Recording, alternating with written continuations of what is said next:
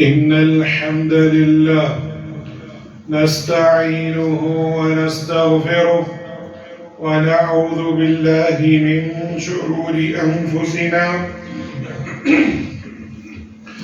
ومن سيئات أعمالنا من يهد الله فلا مضل له ومن يضلل فلا هادي له وأشهد أن لا إله إلا الله وحده لا شريك له وأشهد أن محمدًا عبده ورسوله يا أيها الذين آمنوا اتقوا الله حق تقاته ولا تموتن إلا وأنتم مسلمون يا أيها الناس اتقوا ربكم الذي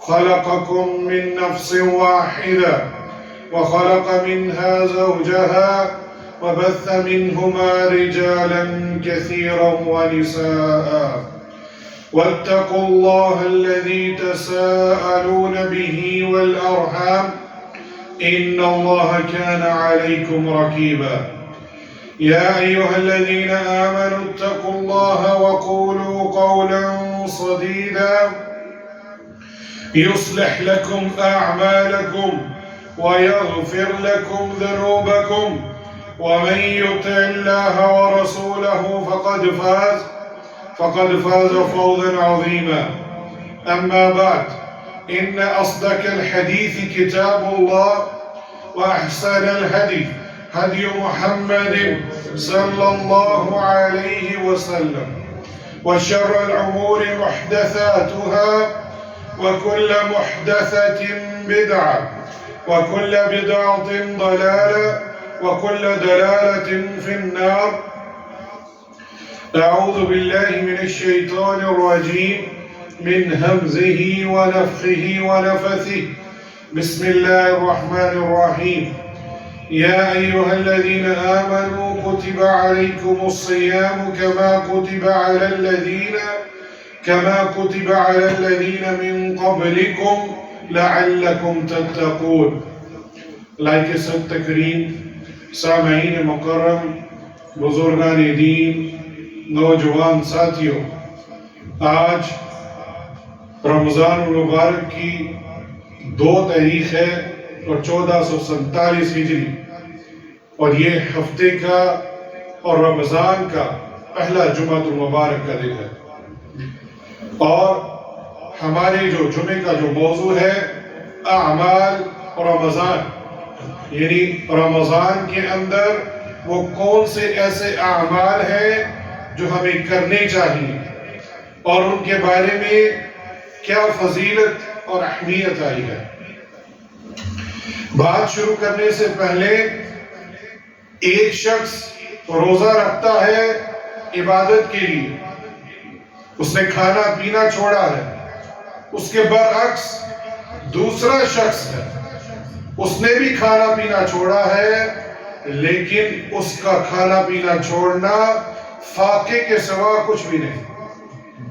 تو یہاں اپنی نیت کو خالص کیجئے، یہ رمضان، اس میں روزہ رکھنا یہ عبادت ہے اور عبادت تبھی قبول ہوگی اس کے اندر اخلاص ہو اور آپ صلی اللہ علیہ وسلم کے طریقے کے مطابق ہو، مگر نہ کچھ لوگوں کے روزے اللہ کے ہاں پہنچ جائیں گے اور کچھ کے روزے یہی زمین پر رہ جائیں گے والعیاذ باللہ من ذالک۔ اور اسی حوالے سے میں نے آپ کے سامنے سورہ البقرہ کی آیت نمبر 183 تلاوت کی ہے، جس میں اللہ سبحانہ وتعالی مؤمنین سے، ایمان والوں سے خطاب ہے کہ اے ایمان والو، تم پر روزے فرض کیا گئے ہیں جس طرح تم سے پہلی قوموں پر روزے فرض کیے گئے تھے، اور مقصد کیا ہے؟ لعلکم تتقون، تاکہ تم تقوی اختیار کر سکو۔ ماہ رمضان کی آمد ہو چکی ہے، ایمان و عمل کی بہار آ چکی ہے۔ ماہ رمضان ہزاروں برکتوں اور سعادتوں کو اپنے دامن میں لیے ہوئے ہم پر سایہ فگن ہے۔ ہر بندہ مومن اپنی اپنی استطاعت اور قوت کے مطابق اس مبارک مہینے کی برکتوں سے فائدہ اٹھا رہا ہے اور اس کو سمیٹ رہا ہے، اور ہر ایک دوسرے سے اعمال میں آگے بڑھنے میں حریص ہو۔ اعمال صالحہ میں سبقت لے کے جانا یہ قابل تحسین عمل ہے۔ اللہ سبحانہ وتعالی سے دعا ہے کہ اللہ سبحانہ وتعالی ہمیں صحیح معنوں میں رمضان المبارک سے مستفید ہونے کی توفیق عطا فرمائے۔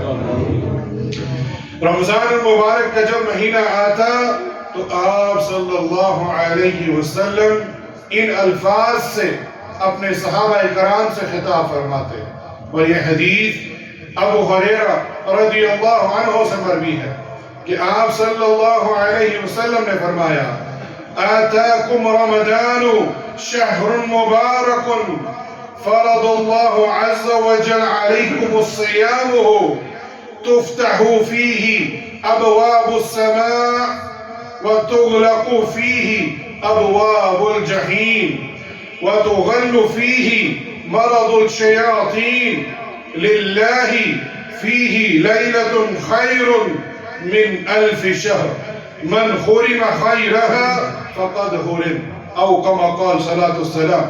سنن النسائی کی صحیح سند کے ساتھ شیخ ناصر الدین الالبانی رحمہ اللہ نے اس کی سند کو صحیح قرار دیا ہے۔ آتاکم رمضان، اللہ اکبر، کتنے پیارے الفاظ ہیں کہ اے میرے صحابہ، رمضان کا مہینہ تمہارے پاس آ چکا ہے۔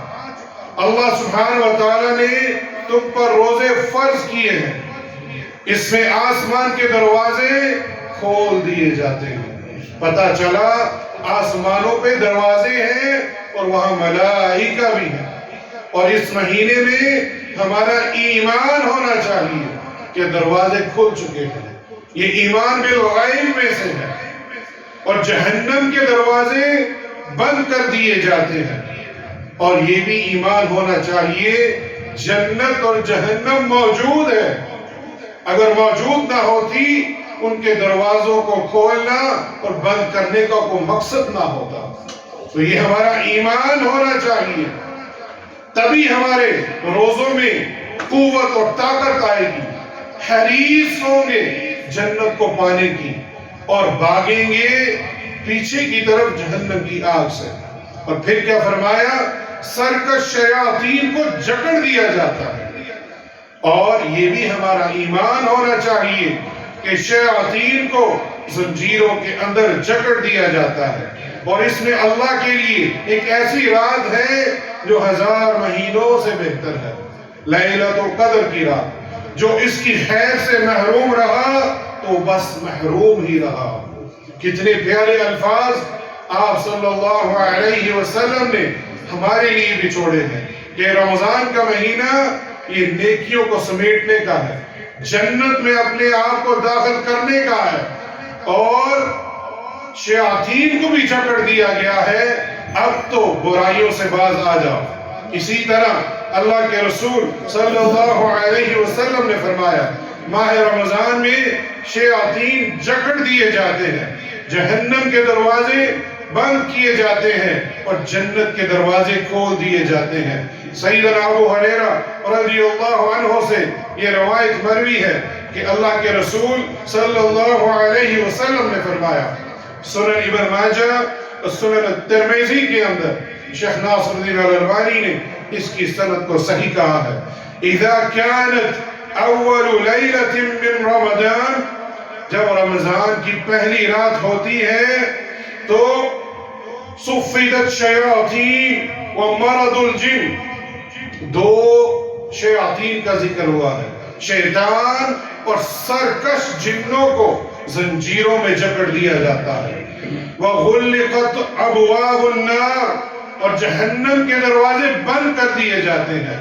یفتح منها باب، اور فلم یفتح منه باب، اور ان میں سے کوئی بھی دروازہ جہنم کا کھلا نہیں چھوڑا جاتا۔ وفتحت ابواب الجنہ فلم یغلق منها باب، اور جنت کے بھی دروازے کھول دیے جاتے ہیں، اور ان میں سے کوئی بھی دروازہ بند نہیں کیا جاتا۔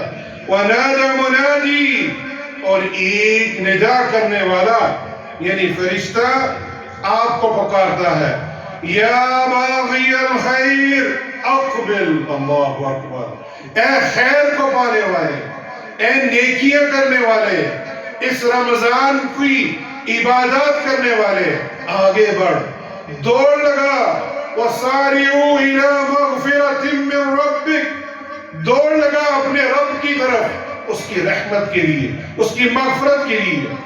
پھر کیا فرمایا، یا باغی الشر اقصر، اے برائی کرنے والے اب تو رک جا، اب تو ٹھہر جا، اب تو اپنے آپ کو باز کر لے برائیوں سے۔ جنت کے دروازے کھول دیے گئے ہیں، جہنم کے دروازے بند کر دیے گئے ہیں، شیاطین کو جکڑ دیا گیا ہے، اب بھی تو برائی سے باز نہیں آتا۔ کتنے ہی یہ پیارے الفاظ ہیں اور اتنی پیاری نصیحت آپ صلی اللہ علیہ وسلم سے کوئی بھی بڑھ کے نہیں کر سکتا۔ وَلِلَّهِ اُتَقَاءُ مِنَ النَّارِ وَذَلِكَ فِي كُلِّ لَيْلَةٍ، اور اس رات کو اللہ سبحانہ وتعالی ہر لوگوں کو، کچھ لوگوں کو جہنم کی آگ سے ان کی گردنوں کو آزاد کرتے ہیں، اور یہ ہر رات ہوتا ہے۔ وَذَلِكَ كُلِّ لَيْلَةٍ، اور یہ ہر رات کو اس رمضان میں ہوتا ہے۔ اس سے پتہ چلا یہ پورا مہینہ مغفرت کا ہے، یہ پورا مہینہ رحمت کا ہے، یہ پورا کا پورا مہینہ اللہ سبحانہ وتعالی سے رحمت اور مغفرت طلب کر کے جہنم کی آگ سے نجات کا مہینہ ہے۔ اور روزہ رکھنا یہ پہلا ایسا عمل ہے، ہم سب کو معلوم ہے کہ اعمال رمضان میں سے سب سے اہم عمل روزہ رکھنا ہے۔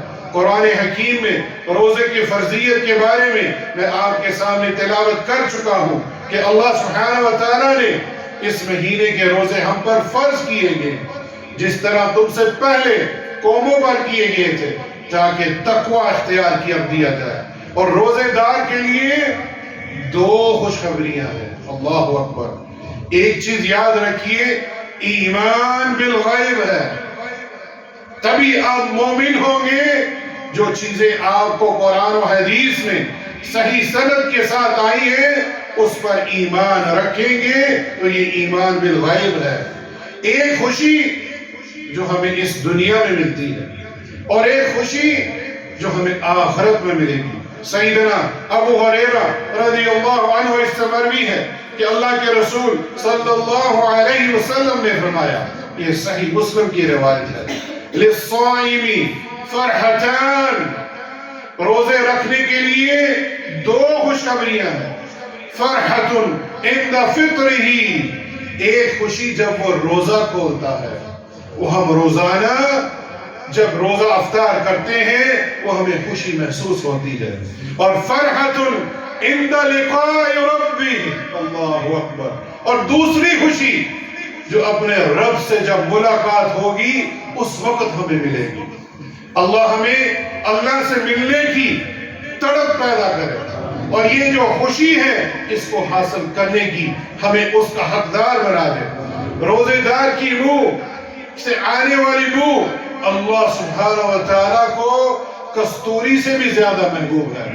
عام حالات میں خالی پیٹ سے بدبو آتی ہے، لیکن اللہ سبحانہ وتعالی کے لیے عبادت سمجھ کے، فاقہ نہیں، لوگوں کو دکھلانے کے لیے نہیں کہ چلو میں بھی اٹھ جاتا ہوں اور سب لوگ سحری کر رہے ہیں میں بھی کر لیتا ہوں، کیا ہو جائے گا، لوگ کیا کہیں گے، یہ نیت نہیں۔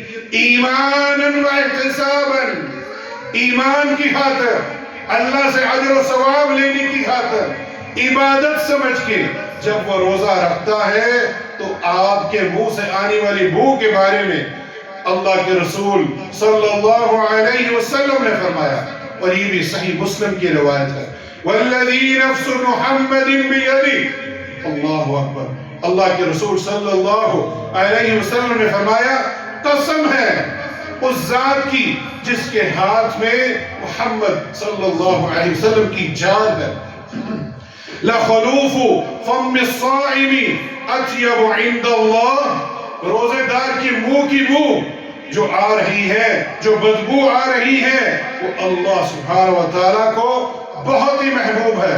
یوم القیامت من ریح المسک، اور یہ قیامت کے دن کستوری کی خوشبو سے بھی زیادہ پاکیزہ ہوگی.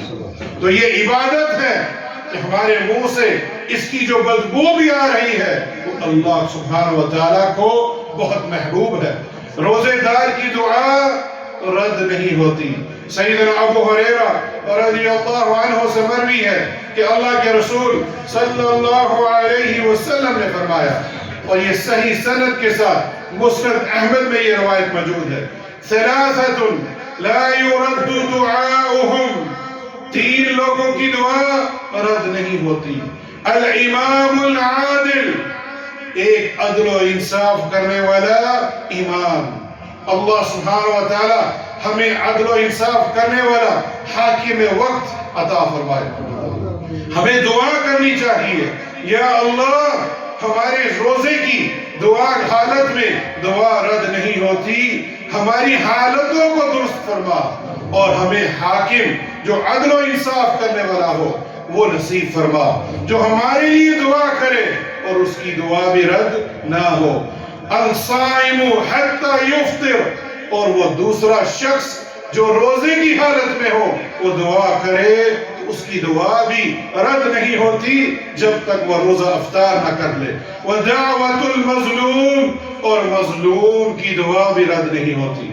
تو لہٰذا اپنے اس روزے کی حالتوں میں اپنی زبان کو دعاؤں سے مزین کیجیے، گڑ گڑائیے. رونا اللہ سبحانہ و تعالیٰ کو بہت پسند ہے. ایک آنسو ہمیں جہنم کی آگ سے بچا سکتا ہے. اللہ کے رسول صلی اللہ علیہ وسلم کی ایک اور حدیث ہے، اور یہ سیدنا عثمان بن عفان رضی اللہ عنہ ذو النورین، تیسرے خلیفہ، ان سے یہ حدیث مروی ہے. بہت کم حدیثیں ہیں جو آپ سے مروی ہوئی ہیں، لیکن جو ہوئی ہے وہ بڑے قابل تحسین ہے، عمل کرنے والی ہے. کہ کیا فرماتے ہیں عثمان بن عفان رضی اللہ عنہ کہ اللہ کے رسول صلی اللہ علیہ وسلم نے فرمایا، الصوم جنۃ من النار، روزہ جہنم کی آگ سے ڈال ہے. کجنۃ احدکم من القتال، بالکل اسی طرح جب تم جہاد کرتے ہو، ایک ہاتھ میں تلوار ہے اور دوسرے ہاتھ میں وجہ شیلڈ ہے جو آپ کو بچاتی ہے. تو روزہ اگر ہم عبادت سمجھ کے کر رہے ہیں تو یہ میرے اور آپ کے جہنم کے آگے یہ ڈال بن جائے گا اور ہمیں جہنم کی آگ سے بچائے گا. لیکن یہ تبھی ہوگا ایماناً و احتساباً کے ساتھ، ایمان ہو بالغیب پہ جن باتوں کا ذکر ہوا ہے، اور اجر و ثواب پانے کی خاطر، جہنم سے آزاد ہونے کی خاطر اگر ہم روزہ رکھیں گے تو یہ روزہ ہمارے لیے ڈال ہے.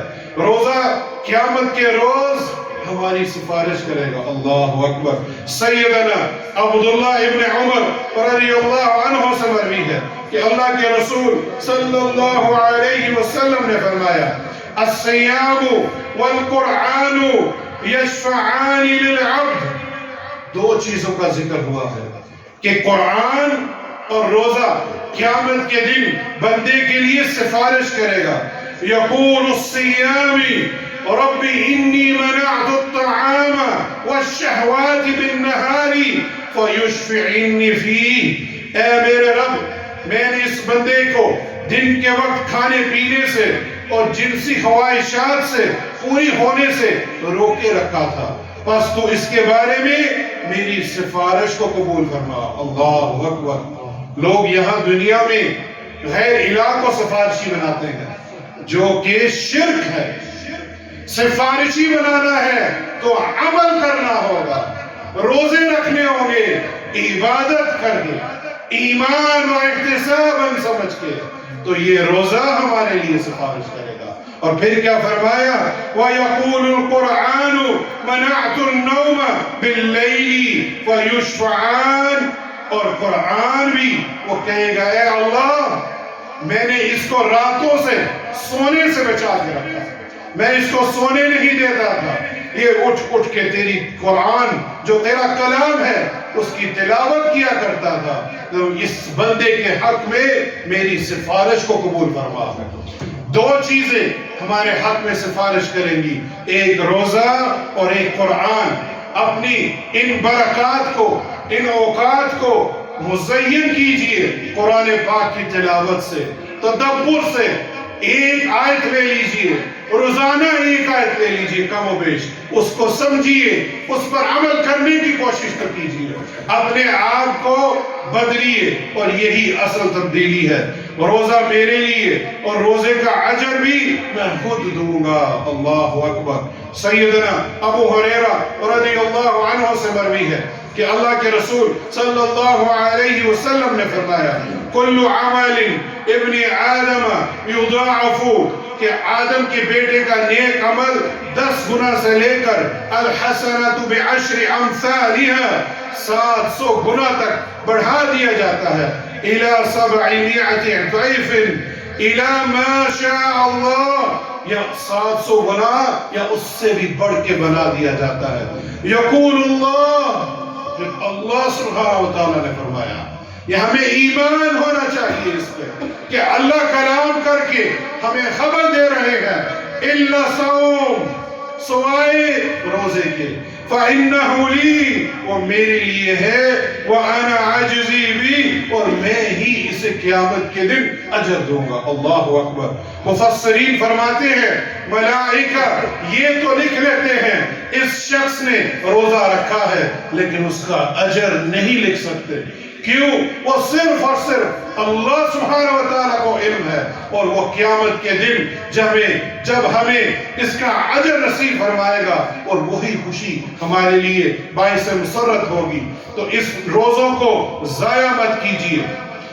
روزے دار کا اجر، ماہ رمضان کے فرضی روزے رکھنے والے کا اجر اللہ سبحانہ وتعالیٰ نے ذکر نہیں کیا، لیکن جو شخص صرف ایک نفلی روزہ رکھتا ہے اور اس کا ثواب دیا جاتا ہے، اس حوالے سے ایک حدیث پیش کر دیتا ہوں کہ من صام یوم فی سبیل اللہ جعل اللہ بینہ وبین النار خندقا کما بین السماء والارض۔ سنن الترمذی کے اندر حسن درجے کی یہ روایت ہے، جو شخص جہاد کے دوران ایک نفلی روزہ رکھتا ہے تو اللہ سبحانہ وتعالیٰ اس کے دوزخ کے درمیان ایسی خندق بنا دیتے ہیں جسے زمین و آسمان کے درمیان فاصلہ ہوتا ہے۔ یہ نفلی روزے کا ثواب ہے۔ اللہ اکبر۔ اور ہمیں فرضی روزے کے ثواب کے بارے میں نہیں بتایا، تو لہٰذا من صام ایمانا و احتسابا، یہ دو شرطیں ہیں جس نے رمضان کے مہینے کے روزے رکھے، ایمان و احتساب، یہ دو شرطیں ہوں گی، اس کے روزے اللہ کے ہاں مقبول ہوں گے۔ پھر غفر لہ ما تقدم من ذنبہ، پھر اس کے سارے گناہ بھی معاف ہو جائیں۔ مفسرین اس حدیث کی شرح میں بیان کرتے ہیں یہ ضروری نہیں کہ ہر رکھنے والے روزے کے گناہ معاف ہوں۔ کیوں؟ اگر کسی نے عادتاً لوگوں کو دکھلانے کے لیے، بس بتلانے کے لیے روزہ رکھا، اس کے گناہ معاف نہیں ہوں گے۔ صرف اس شخص کے گناہ معاف ہوں گے جس نے عبادت سمجھ کے، ایمان کی حالت میں اور اجر و ثواب کی نیت سے روزہ رکھا، تو اس کے سارے گناہ معاف ہو جائیں گے۔ اور دوسرا عمل صلاۃ التراویح یا قیام یا تہجد، ماہ رمضان کا یہ دوسرا عمل ہے جو ہمیں رمضان کی راتوں کو اللہ کی عبادت اور اس کی بارگاہی میں عاجزی، انکساری سے کھڑے ہونے کی توفیق عطا فرماتا ہے۔ قیام اللیل عباد الرحمن کی صفت ہے۔ اللہ اکبر۔ قرآن مجید میں اللہ سبحانہ وتعالی نے ارشاد فرمایا ہے کہ عباد الرحمن، رحمان کے بندے کی جو صفات بیان ہوئی ہیں ان میں سے ایک یہ ہے وَالَّذِينَ يَبِيتُونَ لِرَبِّهِمْ سُجَّدًا وَقِيَامًا۔ سورہ الفرقان کی یہ آیت ہے، ان کی راتیں اپنے رب کے سامنے قیام اور سجود میں گزرتی ہیں۔ پھر کیا فرمایا کہ قیام اللیل سے بھی سارے گناہ معاف ہو جاتے ہیں۔ ایک شخص ایسے ہی کھڑا ہے دکھلاوے کے لیے، وہ نہیں دکھانا چاہتا کہ وہ گھر میں بیٹھا تھا، اس کے گناہ معاف نہیں ہوں گے۔ اللہ کے رسول صلی اللہ علیہ وسلم نے فرمایا من قام رمضان، جس نے رمضان میں قیام کیا، اور رمضان کا مہینہ پورا ہوتا ہے، یعنی پورے رمضان قیام کیا، اور شرطیں وہی ہیں ایماناً و احتساباً، ایمان بالغیب جو اجر بیان ہوا ہے اس پر اس کا ایمان ہو، اور اجر و ثواب پانے کے لیے غفر لہ ما تقدم من ذنبہ، اس شخص کے سارے گناہ معاف ہو جائیں گے۔ فرض نماز کے بعد سب سے افضل نماز یہ قیام اللیل کی ہے، اور یہ سیدنا ابو ہریرہ رضی اللہ عنہ سے مروی ہے کہ اللہ کے رسول صلی اللہ علیہ وسلم نے فرمایا وَأَفْضَلُ الصَّلَاةِ بَعْدَ الْفَرِيضَةِ صَلَاةُ اللَّيْلِ او كما قال صلاة السلام۔ یہ صحیح مسلم کی روایت ہے کہ فرض نماز کے بعد کوئی سب سے افضل نماز ہے وہ قیام اللیل کی ہے، اور قیام اللیل کا وقت صلاة العشاء کے بعد سے لے کر صبح فجر صادق سے پہلے آپ کبھی بھی پڑھ سکتے ہیں، لیکن میں آپ کے سامنے حدیث رکھوں گا من قام مع الامام، جس نے قیام کیا امام کے ساتھ حتی ینصرف، اور اسی امام کے ساتھ اس نے قیام کو مکمل کیا، اور قیام مساجدوں میں ہوتا ہے اور یہیں پہ آنا ہوگا، اور جو امام کے ساتھ قیام کرتا ہے عشاء پڑھی اسی کے ساتھ قیام اللیل کی اور وتر پڑھی تو کیا اسے اجر ملے گا؟ وَقِيَامُهُ كُلُّ لَيْلَةٍ، اس نے ایسے جیسے ساری رات قیام کیا۔ 1-1.5 گھنٹے کا قیام، آپ گھر جا کے سو بھی جائیں تو اللہ سبحانہ وتعالی اپنے ہاں آپ کے لیے اجر لکھ دیں گے کہ اس نے پوری ساری رات قیام کیا ہے۔ نیک لوگوں کا وصف قرب الہی کا ذریعہ گناہوں سے دور رکھنے اور گناہوں کو مٹانے کا ذریعہ ہے۔ سیدنا بلال رضی اللہ عنہ اس حدیث کے راوی ہیں کہ اللہ کے رسول صلی اللہ علیہ وسلم نے فرمایا علیکم بقیام اللیل، رات کا قیام کیا کرو کیونکہ یہ تم سے پہلے نیک لوگوں کا طریقہ تھا۔ اللہ اکبر، نیک لوگوں کا طریقہ تھا کہ وہ رات کو قیام کرتے تھے۔ نیک لوگ وہ نہیں جو ننگے گھومتے ہیں، جو مزاروں پہ بےہودہ اور گندے لباس پہن کر بیٹھے ہوتے ہیں، وہ اللہ کے ولی نہیں ہے۔ اللہ کا ولی وہی ہے جو شرک نہیں کرتا، راتوں کو قیام کرتا ہے اور اللہ سبحانہ وتعالی کی عبادت آپ صلی اللہ علیہ وسلم کے طریقے کے مطابق کرتا ہے، اور تمہارے لیے اللہ کے قرب کا سبب ہے۔ اور یہ کیا فرمایا وَمَغْفِرَةٌ لِلسَّيِّئَاتِ وَمَنْهَاتٌ لِلْإِثْمِ، یہ تمہاری برائیوں کا کفارہ ہے اور گناہوں سے دور ہونے کا ذریعہ ہے۔ اللہ اکبر، ہم سب گنہگار ہیں، چاہے چھوٹے یا بڑے کبیرہ گناہ میں سے ہو، وَالْعِيَاذُ بِاللَّهِ مِنْ ذَلِكَ، لیکن ہم نے گناہ کیے ہیں۔ اگر ہم اپنے گناہوں کا کفارہ چاہتے ہیں اور ہم اپنے آپ کو کسی بھی قسم کے گناہ سے روکنا چاہتے ہیں تو قیام اللیل کا اہتمام کیجئے، یہ آپ کو آپ کے دل کو پاک کر دے گا، اور آپ کے دل پاک ہوگا تو آپ کا جسم بھی نیک عمل کرے گا۔ اقول ما تسمعون واستغفر اللہ لی ولکم من کل ذنب فاستغفروه انه هو الغفور الرحیم۔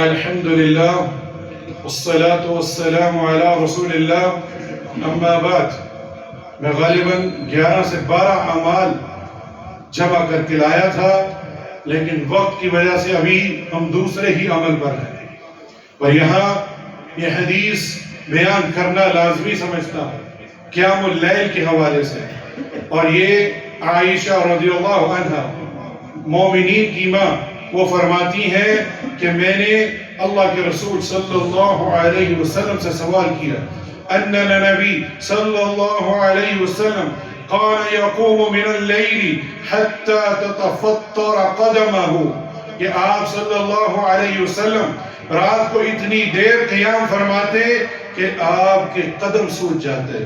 تو ایک دن ہماری ماں نے سوال کیا لما تصنع هذا یا رسول اللہ، اے اللہ کے رسول آپ اتنی دیر قیام کیوں فرماتے ہیں؟ وَقَدْ غَفَرَ اللَّهُ لَكَ مَا تَقَدَّمَ مِن ذَنْبِكَ وَمَا تَأَخَّرَ، جبکہ آپ کے اگلے اور پچھلے تمام گناہ معاف ہیں. اللہ اکبر.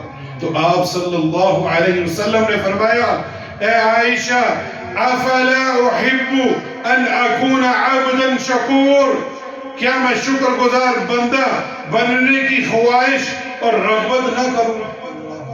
یہ وہ ہستی ہے جس پر ہم اپنی جان بھی نچھاور کرنے کے لیے تیار ہیں، اور وہ ہستی جن کے تمام گناہ معاف ہیں اگلے اور پچھلے، لیکن ہمارے گناہوں کی کوئی گارنٹی نہیں ہے. ہم کیسے اس مہینے میں قیام اللیل سے غفلت کر سکتے ہیں؟ یہ ایک مومن ایمان رکھنے والا آپ صلی اللہ علیہ وسلم سے محبت کرنے والا وہ کیسے قیام اللیل سے اپنے آپ کو دور رکھ سکتا ہے؟ اور یہ کوئی روزہ نہیں آدھی رات کو کھا کر سو گئے اور صبح 10-11 بجے اٹھے، نہ فجر پڑی نہ سحری کی. یہ روزہ نہیں ہے، نہ ہی قیام کیا. اپنی اصلاح کیجئے. آپ صلی اللہ علیہ وسلم کا یہ طریقہ ہمارے لیے مشعل راہ ہے. آپ کے تمام گناہ معاف بھی ہیں، اس کے باوجود آپ قیام کیا کرتے تھے اور آپ کے پاؤں سوج جایا کرتے تھے. ہمیں بھی کم سے کم 1-1.5 گھنٹہ تو اٹھنے کی قیام اللیل کرنے کی توفیق عطا فرمائے، اور تہجد میں بھی اٹھ جایا کریں. جلدی اٹھ جائیں سحری سے پہلے اور 2 رکعت پڑھ لیا کریں نفل. اس میں کوئی حرج کوئی مذائقہ نہیں ہے. اللہ سبحانہ وتعالیٰ کے جو علماء کرام ہیں انہوں نے جو علم عطا کیا ہے وہ فرماتے ہیں آپ اٹھ کر 2 نفل پڑھ سکتے ہیں، اس میں کوئی حرج کوئی مذائقہ نہیں. اور دعا بھی کریں. یہ وہ وقت ہے جو سارا سال ہم غافل ہوتے ہیں، اور اللہ سبحانہ وتعالیٰ جیسے اس کی شان کو لائق ہے دنیا سما میں تشریف لاتے ہیں اور پکارتے ہیں ہے کوئی مغفرت کرنے والا، ہے کوئی رزق لینے والا، ہے کوئی میری رحمت کا طالب. اگر 11 مہینے نہیں اٹھ سکے، اس مہینے میں ہم سحری کے لیے جو اٹھتے ہیں تو اس کا ضرور اہتمام کیجئے. اللہ سبحانہ وتعالی جو باتیں کہی ہیں اس پر عمل کرنے کی توفیق عطا فرمائے. ان اللہ وملائکته یصلون علی النبی یا ایھا الذین آمنوا صلوا علیہ وسلموا تسلیما.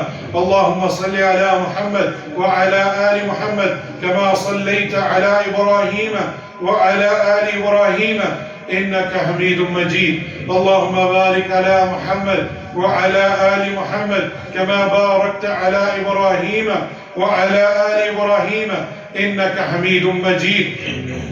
اللهم إنك عفو تحب العفو فاعف عنا. اللهم إنك عفو تحب العفو فاعف عنا. اللهم إنك عفو تحب العفو فاعف عنا.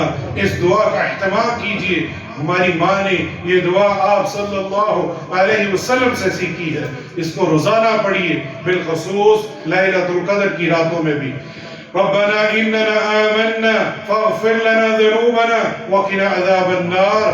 یا اللہ تمام مریضوں کو شفاء کاملہ اور عاجلہ عطا فرما، جو بیمار ہیں ان کو شفاء کاملہ اور عاجلہ عطا فرما، اور جو وفات پا چکے ہیں بالخصوص جن کے والدین، یا اللہ ان کی قبروں کو جنت کا باغ بنا دے، اور جن کے والدین حیات ہیں یا اللہ ان کی اولاد کو ان نعمتوں کا شکر ادا کرنے کی اور ان کی خدمت کرنے کی توفیق عطا فرما. یا رب العالمین ہم سب گنہگار ہیں، ہمیں اس رمضان میں ہماری گردنوں کو جہنم کی آگ سے بچا، ہماری گردنوں کو، ہمارے رشتہ داروں کو، بیوی بچوں کو، ہمارے والدین کو، تمام کی دوستوں عزیز و اقارب کی جہنم کی آگ سے بچا۔ یا اللہ ہمیں ہر طرح کی برائیوں سے روکنے کی توفیق عطا فرما۔ یا اللہ ہمیں توفیق دے، ہم دوڑ لگائیں نیکیوں کی طرف، اور ایک دوڑ آج بھی ہے۔ اللہ اکبر۔ یہ دوڑ کیا ہے؟ یہ ہمارے اہل علاقہ کے لیے خوشخبری ہے، اور اس رمضان المبارک میں اور جمعۃ المبارک کے دن یہاں سٹی ہاؤسنگ کے اندر، اس ٹاؤن کے اندر بلاک اے اور اس کی ایکسٹینشن میں انہوں نے ایک اچھی خاصی زمین کی جگہ ہمیں عطا کی ہے، تقریباً 18.5 مرلے، اور آج کنال 18.5 کنال، اور اس مسجد کا آج افتتاح کیا جا رہا ہے، اس کا سنگ بنیاد رکھا جا رہا ہے، اور اس مسجد کا نام ہے عمر بن خطاب کے نام سے، اور اہل الحدیث کے لیے یہ مسجد خاص عطا کی گئی ہے۔ یہ اللہ کا فضل ہے، جس نے بھی اس میں محنت کی ہے اس کو اللہ سبحانہ و تعالیٰ جنت میں گھر عطا فرمائے، اور جو شخص بھی اس کار خیر میں اپنا حصہ ڈال رہا ہے اس کو چاہیے کہ مزید حصہ ڈالے، تاکہ اس بابرکت مہینے میں ایک صدقہ خیرات کرنے والا بھی عمل ہے وہ بھی آپ شامل ہو جائیں۔ اور 5 بجے اس کا افتتاح کا وقت ہے۔ علماء کرام بالخصوص قاری شفیق الرحمن علوی حافظ اللہ وہ بذات خود تشریف لا رہے ہیں، اور دیگر علماء کرام بھی وہاں ہوں گے۔ اس ٹاؤن کے جو منتظمین ہیں اور اس مسجد کے بنانے والے منتظمین بھی وہاں موجود ہوں گے، اور آپ سب مہمان خصوصی ہیں۔ کیوں؟ ایک شخص بھی اگر ایک اینٹ بھی لگا دے گا تو وہ اس کے لیے کافی ہوگا کہ جنت الفردوس الاعلی میں ایک گھر بنانے کے لیے۔ تو یہاں پیچھے مت رکیے، وہاں ضیافت کا بھی اہتمام کیا گیا ہے رمضان کے روزے کے حوالے سے، اور وہاں مغرب کی نماز بھی ضرور ہوگی، وہاں تشریف لائیے۔ اللہ سبحانہ و تعالیٰ ان اعمال کو قبول فرمائے۔ ربنا اننا آمنا فاغفر لنا ذنوبنا وقنا عذاب النار۔ اللهم إني أسألك الهدى والتقى والعفاف والغنى. ربنا آتنا في الدنيا حسنة وفي الآخرة حسنة وقنا عذاب النار. ربنا تقبل منا إنك أنت السميع العليم وتب علينا إنك أنت التواب الرحيم. عباد الله إن الله يأمر بالعدل والإحسان وإيتاء ذي القربى وينهى عن الفحشاء والمنكر والبغي يعظكم لعلكم تذكرون وأقيموا الصلاة.